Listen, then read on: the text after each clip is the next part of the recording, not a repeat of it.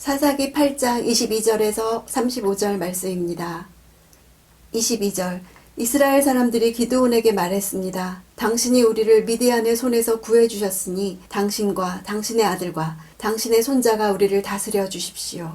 원어로는 그들이 기드온에게 부탁한 것이 아니라 엄히 명령하고 있는 표현입니다. 거의 강압적으로 요구한 것은 그들이 얼마나 왕을 간절히 원해왔는가를 보여줍니다. 이것은 사사기에서 사사에게 왕으로서 통치자가 되어달라고 분명하게 요청한 첫 번째 경우입니다. 당신도 당신의 아들도 당신의 손자도 이 말은 세습되는 왕권을 제안하는 것입니다. 그들이 왕권을 제안한 이유는 당신이 우리를 구해주셨으니 하고 기드온이 미디안에게서 구원했다고 말하는 것입니다. 하나님의 행사가 보이지 않고 그의 도구였던 기드온만 보인 것이지요. 23절 그러나 기드온은 그들에게 말했습니다. 나는 너희를 다스리지 않을 것이고 내 아들도 너희를 다스리지 않을 것이다. 오직 여호와께서 너희를 다스리실 것이다. 기드온은 세습 왕조를 설립하는 것은 하나님만이 다스리는 신정 정치의 본질을 깨뜨리는 일이기 때문에 안 된다고 거절했습니다. 그러나 이후 저자는 그의 공식적인 선언과 사적인 행동 사이에 모순이 있음을 기록하고 있습니다. 24절 기드온이 그들에게 말했습니다. 내가 한 가지 부탁이 있는데 너희 각자가 약탈한 귀고리를 내게 달라. 이는 미디안이 이스마엘 사람들이므로 그들이 금 귀고리를 달고 있었기 때문입니다. 이것은 첫 번째 통치 행적으로 세금과 조공을 거둔 것에 해당합니다. 입술의 고백과 행동이 다른 것이지요. 말로는 왕권은 안 된다고 하면서 그가 행한 첫 행적은 백성들에게서 금고리를 취하는 일이었습니다. 당시 이스마엘 남자들은 귀고리를 했지만 이스라엘 사람들은 하지 않았습니다. 그러므로 전리품 귀고리들은 귀고리로서는 아무에게도 쓸모가 없었고 그것으로 다른 무언가를 만들어야 했습니다. 이것은 출애굽 직후의 금송아지 사건을 생각나게 합니다.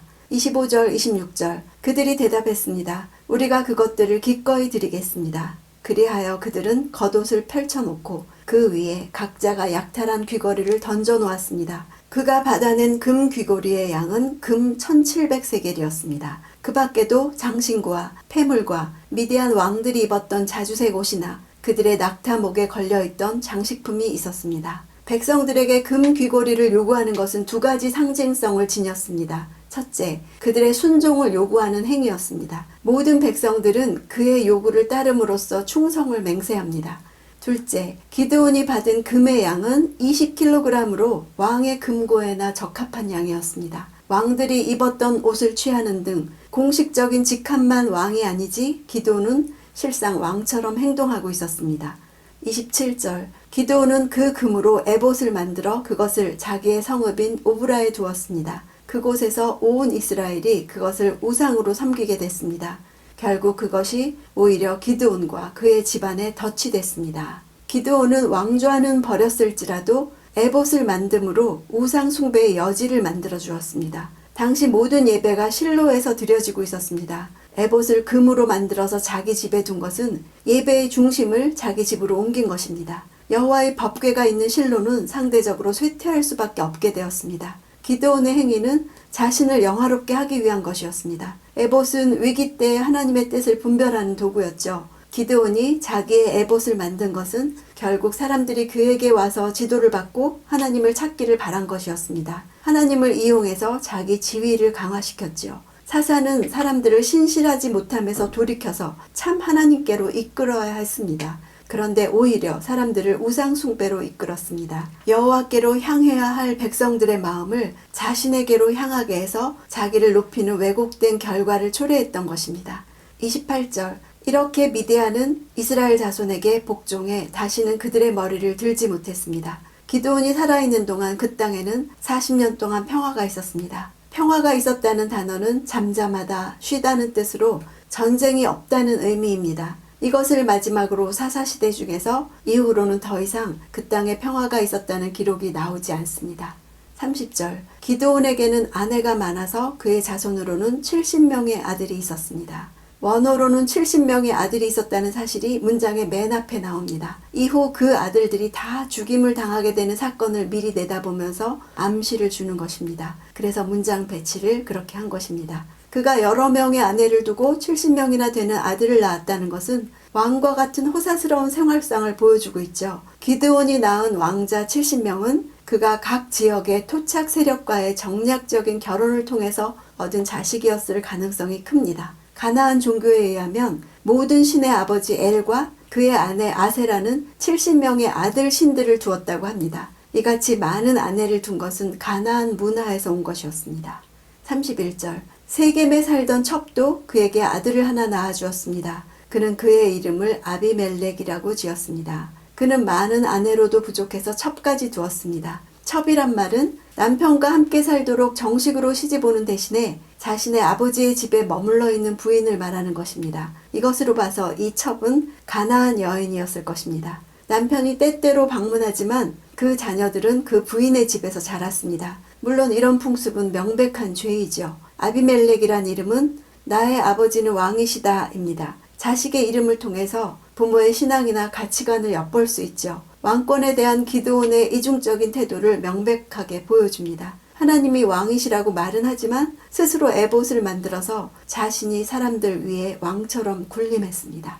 32절 요아스의 아들 기드온은 노년에 죽어 아비에셀 족속의 땅인 오브라에 있는 그의 아버지 요아스의 무덤에 묻혔습니다. 이런 표현은 왕의 죽음을 묘사하는 데 적합하죠. 마치 그의 아버지 요아스가 왕조를 시작한 것처럼 묘사하고 있습니다. 저자는 기드온이 왕이라는 타이틀은 거부했지만 왕처럼 살다가 왕처럼 묻혔다고 묘사하고 있는 것입니다.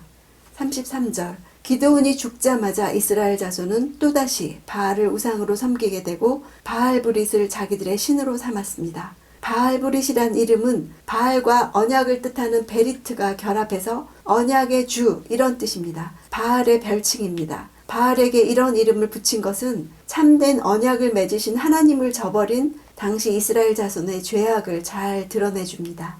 34절 35절 이스라엘 자손은 사방에 있는 그들의 모든 원수들 손에서 그들을 건져내신 하나님 여호와를 기억하지 않았고 일명 여룻바알이라고 하는 기드온이 이스라엘에게 행한 모든 선한 일들이 있었음에도 불구하고 그들은 그의 집에 호의를 보이지 않았습니다. 그들은 두 가지를 잊었습니다. 하나님을 기억하지 못했고 기드온이 한 일을 기억하지 못했습니다. 기드온이 바알의 단을 부쉈어도 전혀 보복을 하지 못했던 생명 없는 바알을 다시 섬기는 것은 바알은 어떤 도덕성도 거룩도 요구하지 않았기 때문입니다. 육신의 정욕과 안목의 정욕에 눈이 먼 인간의 본성을 말해주는 것입니다. 여기서 호의는 헤세드입니다. 기드온이 행한 모든 선한 일을 잊었다는 것은 하나님이 그들을 구해주신 것을 잊어버렸다는 똑같은 의미입니다.